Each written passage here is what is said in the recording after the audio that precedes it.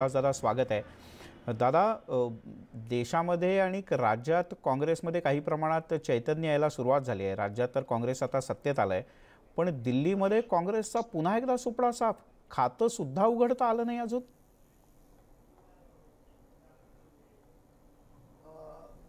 हे वास्तव आहे, परंतु सर्वप्रथम मी आप आणि केजरीवाल त्यांचे नेते यांचं या ठिकाणी अभिनंदन करतो।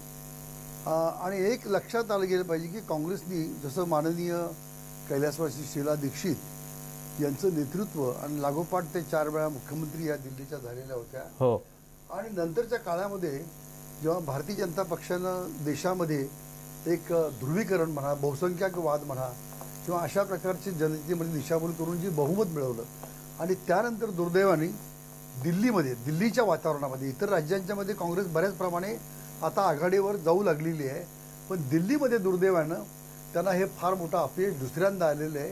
ही माझ्या दृष्टीनं, माझ्या म्हणजे काँग्रेस कार्यकर्ता या नात्यानं अनेकांना ही खेदजनक आणि दुःखाची गोष्ट आहे। त्यामुळे त्याचं काही अंतर्गत ते विचारविनिमय करतील, चिंतन करतील, काँग्रेस पुन्हा कशी दिल्लीमध्ये उभी राहता येईल हे पाहिलं जाईल। परंतु या निवडणुकीच्या निमित्तानं एक मात्र अत्यंत नम्रपणे मी सांगू इच्छितो की लोकशाही मूल्य आणि सर्वधर्म समभाव आणि शांतता आणि बंधुभाव या मूल्यांना जपणारी ही निवडणूक या निकालाच्या दृष्टीने मी या ठिकाणी पाहतो। कारण धार्मिक सामाजिक ध्रुवीकरण करण्याचा प्रयत्न होऊन सुद्धा या निवडणुकीमध्ये आणि आश्वासनं शेवटी काय आहे, ठीक आहे, आप सरकारने जी मध्यम वर्गाला गरीबाला आश्वासनं दिलेली होती आणि बहुतांशी त्यांनी पाळण्याचा प्रयत्न केलेला आहे। 100% नसंच झालं, ते होईल अजून त्या वाटामध्ये। पण या सगळ्या पार्श्वभूमीवर माननीय मोदी दुसऱ्यांदा पंतप्रधान झालेले आहेत, आदरणीय, त्यांचा पक्ष बहुमतामध्ये पूर्ण आलेला आहे। त्यांनी देखील काय हो 15 लाखाचं जनधन योजना असेल किंवा अनेक योजना असतील, या देखील वाऱ्यावर राहिलेल्या, त्या कुठं अंमलात आल्या? अजूनही अंमलात आलेल्या नाहीत। बेरोजगारी आम्ही इतके हटू, उलट ह्या सगळ्या गोष्टींना पडदा पाडण्याकरता वेगवेगळे प्रश्न निर्माण करायचे, धार्मिक आणि जातीय, आणि आपली पोळी भाजून घ्यायची। आणि मला एक लक्षात आला की आता नाही, माननीय पंतप्रधान दिल्लीसारख्या छोट्या राज्यामध्ये माननीय अमित शहा, माननीय नड्डा शेकडो सभा घेत आहेत। स्वतःच्या गुजरात राज्यामध्ये त्यांना 35 सभा घ्याव्या लागल्या, त्यावेळी तरी देखील निसर्ग बहुमत मिळालं। आपण पाहिलेलं आहे। काँग्रेस त्याचं उल्हासदादांनी म्हटलंय की तुम्ही जातीय आणि धार्मिक राजकारणाचं ध्रुवीकरण करण्याचा प्रयत्न केला, पण त्यालाही दिल्लीकरांनी नाकारलं।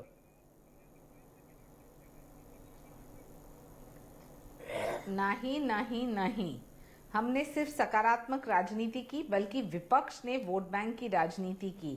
आप जानते हैं गोली मारो सालों को, हम बात भारत पाकिस्तान ये लोग सकारात्मक कैंपेन होती। आप और काँग्रेस पार्टी आतंकवादी मंडळ ही काही सकारात्मक मला विचारलं, मला जवाब देऊ, मला विचारलं, मला जवाब दे, मुझे जवाब देने दीजिए। तुम्ही फॅक्ट बरोबर माहिती द्या एवढंच सांगतोय। जब शाहीन बाग में लोगों को वहां बिठाया, उनको 1100 रुपया दिया और कहा कि आप सीए खिलाफ के बोले, उनको पता ही नहीं कि सीए का मतलब क्या है। भारत के हिंदू मुस्लिम सिख ईसाई सब सुरक्षित है। ये if at all is an amendment citizenship act, जहां बाहर के लोग जो भारतीय नागरिकता चाहते हैं उनके लिए, वहां ये भी नहीं समझे हैं। 1100 रुपया और बिरयानी आप सबको खिलाते हैं और बोलते हैं सकारात्मक कैंपेन है। शायना जी, मला प्रश्न हाच विचारायचा आहे तुम्हाला की भाजपनं और विश्वास के साथ कामाबद्दल बोला, तुमच्या खासदारांनी काय केलं ते बोलला नाहीत, महानगरपालिकेने काय केलं ते बोलला नाहीत, आणि हे तुम्ही फक्त शाहीनबाग देखिए लोकसभा में जो हम हर एक सीट जीत के आए, तो ये हवा में नहीं है। लोग स्थिर सरकार, नेतृत्व और प्रगति चाहते थे, इसलिए भारतीय जनता पार्टी को स्वीकारा। अफसोस की बात ये है कि आज आप पार्टी जीत के आई है, बहुत अभिनंदन उनको, लेकिन जो आश्वासन आपने पिछली बार भी नहीं खत्म किया, आप अभी कौन से मुद्दे पे फोकस करने वाले? आप बोल रहे झुग्गी झोपड़े को घर मिलेगा, आपके 5 वर्ष में किसी को नहीं मिला और अभी आप आश्वासन दे रहे हैं। शायना जी, मला शायना जी, मी तुम्हाला थेट प्रश्न पुन्हा एकदा विचारतो। मी तुम्हाला थेट प्रश्न विचारला होता। दिल्लीमध्ये विकासाचा मुद्दा चालला, दिल्लीमध्ये भले त्यांनी मोफत घोषणा केली असेल, पण दिल्लीमध्ये धार्मिक राजकारण किंवा तुम्ही ज्याचा उल्लेख केलात, खरं तर मला त्याच्याकडे जायचंही नव्हतं, पण CAA, NRC आणि शाहीन बाग ह्या मुद्द्याचं राजकारण दिल्लीमध्ये भाजपला करावं लागलं? नहीं, आमी नायक, स्पष्ट रूप से प्रधानमंत्री मोदी और अमित शाह और नड्डा जी के भाषण आप सुनेंगे तो 50 से 60% है सिर्फ एक विजन प्लान कि हम क्या करना चाहते हैं।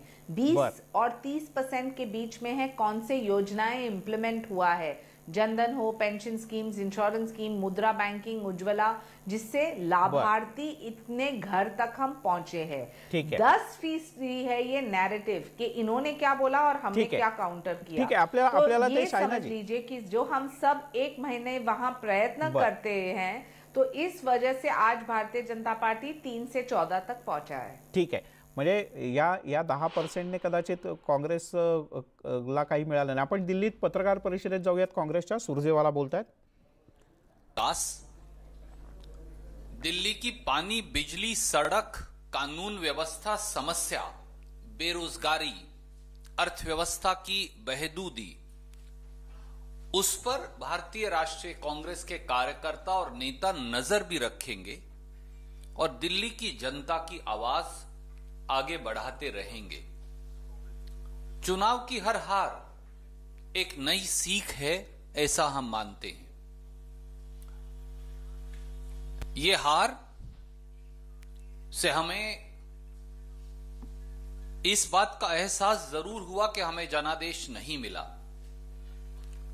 पर कांग्रेस के कार्यकर्ता और नेताओं में निराशा नहीं, एक नया संकल्प है नवनिर्माण का, जमीनी स्तर से लेकर आगे बढ़ने का। और उस नवनिर्माण के संकल्प के साथ एक बार फिर एक बेहतरीन दिल्ली का नक्शा लेकर हम अपना कार्य करते रहेंगे। अब मैं श्री सुभाष चोपड़ा जी से दरख्वास्त करूंगा कि वो आपको ओपनिंग रिमार्क्स देंगे और कीर्ति आजाद जी, और फिर हम आपके प्रश्न लेंगे।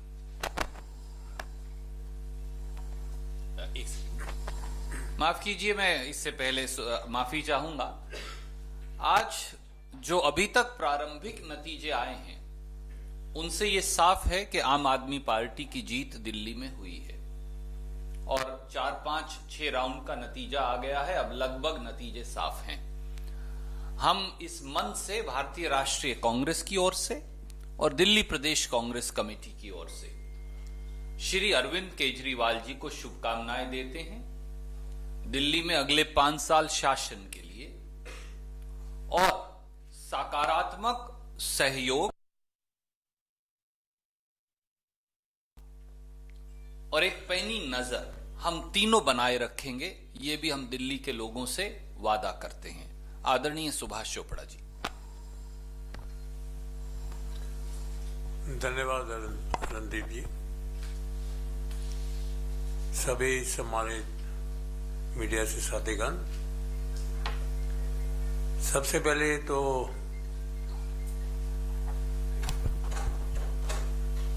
मैं दिल्ली की जनता ने, जैसे मैंने